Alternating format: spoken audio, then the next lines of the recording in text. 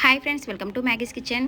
ఈరోజు మన వీడియోలో వచ్చేసి సంక్రాంతి స్పెషల్గా అరిసెల రెసిపీని అయితే చూపించబోతున్నాను. మీరు ట్రై చేసి ఫెయిల్యూర్ అయితే కనుక నేను చెప్పిన టిప్స్ని కొలతల్ని ఎగ్జాక్ట్గా ఫాలో అయ్యి చేశారంటే పర్ఫెక్ట్ అరిసెల్ని కొత్తగా ట్రై చేస్తున్న వాళ్ళు కూడా ఈజీగా చేసేయచ్చు.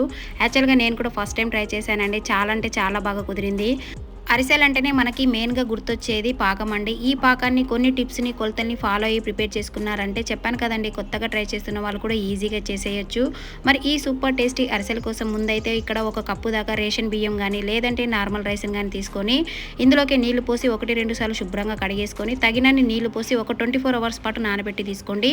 మీకు టైం ఉంటే కనుక ఎక్కువసేపైనా నానబెట్టి తీసుకోండి. కాకపోతే మధ్య మధ్యలో నీళ్ళని చేంజ్ చేస్తూ ఉండాలండి, లేదంటే స్మెల్ వచ్చేస్తుంది.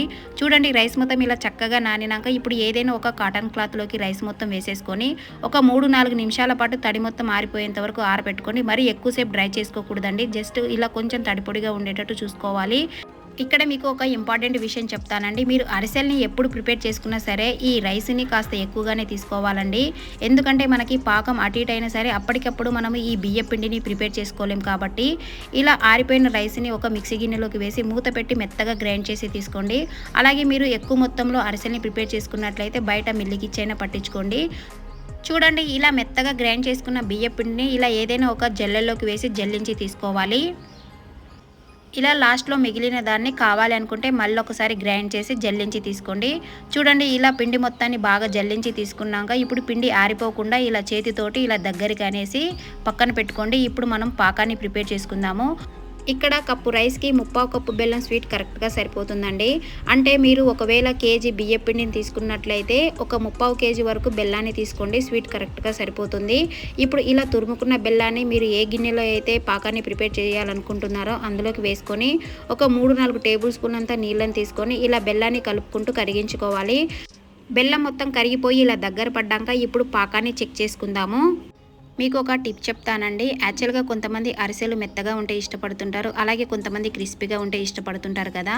మీకు మెత్తగా రావాలి అంటే అరిసెలు ఇలా పాకాన్ని నీళ్ళ నుంచి తీయగానే మనకి ఇలా చేతికి వచ్చి కొంచెం మెత్తగా ఉంటే అరిసెలు అనేది మెత్తగా వస్తుందండి. మీకు క్రిస్పీగా కావాలి అనుకుంటే ఇలా పాకాన్ని నీళ్ళ నుంచి తీయగానే ప్లేట్కి వేసి కొడితే సౌండ్ రావాలి. అలా ఉంటే మీకు అరిసెలు అనేది క్రిస్పీగా వస్తుంది. మీ టేస్ట్ ప్రిఫరెన్స్ని బట్టి పాకాన్ని ప్రిపేర్ చేసుకోండి. ఇప్పుడు ఇందులోకి మంచి ఫ్లేవర్ కోసం ఒక టేబుల్ స్పూన్ దాకా యాలకుల పొడిని అలాగే ఒక టేబుల్ స్పూన్ దాకా నెయ్యి వేసి ఒకసారి కలిపేసుకొని స్టవ్ ఆఫ్ చేసేసుకోవాలి.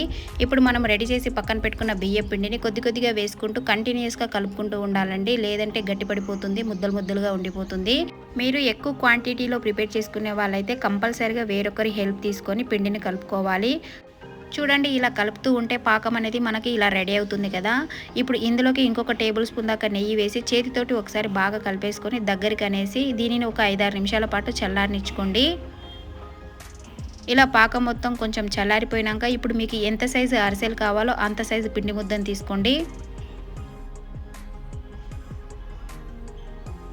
ఇప్పుడు ఏదైనా పాలిథిన్ కవర్ కానీ లేదంటే ఆయిల్ ప్యాకెట్ కవర్ ఉంటుంది కదా, అదైనా తీసుకొని పైనుంచి కొంచెం నెయ్యిని కానీ ఆయిల్ కానీ అప్లై చేసి ఇలా పిండి ముద్దని ఇలా ఫింగర్స్ని యూజ్ చేస్తూ ఇలా రౌండ్ షేప్ వచ్చేటట్టు ఒత్తుకోవాలి. మీకు నచ్చితే మధ్యలో హోల్ పెట్టైనా తీసుకోండి. ఇప్పుడు డీప్ ఫ్రైకి సరిపడా ఆయిల్ తీసుకోవాలి. ఆయిల్ కొంచెం మీడియం హీట్లో ఉన్నప్పుడు ఇలా స్లోగా ఆయిల్లోకి డ్రాప్ చేసుకోండి. చూడండి, ఇక్కడ వీడియోలో ఎలా పొంగుతూ వస్తుందో ఆయిల్ని పైకి తోస్తూ ఇలా 2 వైపులా కాల్చి తీసుకోవాలి. మరి ఎక్కువ హీట్ ఉన్న ఆయిల్లోకి అరిసెని వేస్తే పైన తొందరగా కలర్ వచ్చేసి లోపల అనేది కొంచెం పిండి పిండిగా ఉండిపోతుందండి. సో మీడియం హీట్లో ఉన్న ఆయిల్లోకి అరిసెని వేసి కాల్చుకోవాలి. ఇలా మంచి కలర్ వచ్చినాక ఇప్పుడు ఇలా చిల్లు గరిటెతోటి తీసుకొని ఇలా వేరొక గరిటెతోటి ఎక్సెస్ ఆయిల్ మొత్తం ఇలా పిండేసి తీసుకోండి. చూసారు కదండి ఎంత పర్ఫెక్ట్గా వచ్చిందో. టేస్ట్ కూడా నిజంగా చాలా అంటే చాలా బాగా కుదిరిందండి. సో మీరు కూడా ఈ సంక్రాంతికి తప్పకుండా ఇలా ట్రై చేయండి. మరి వీడియో నచ్చితే లైక్ చేయండి, షేర్ చేయండి. మరిన్ని రెసిపీస్ కోసం మన ఛానల్ని సబ్స్క్రైబ్ చేసుకోండి. Thank you for watching.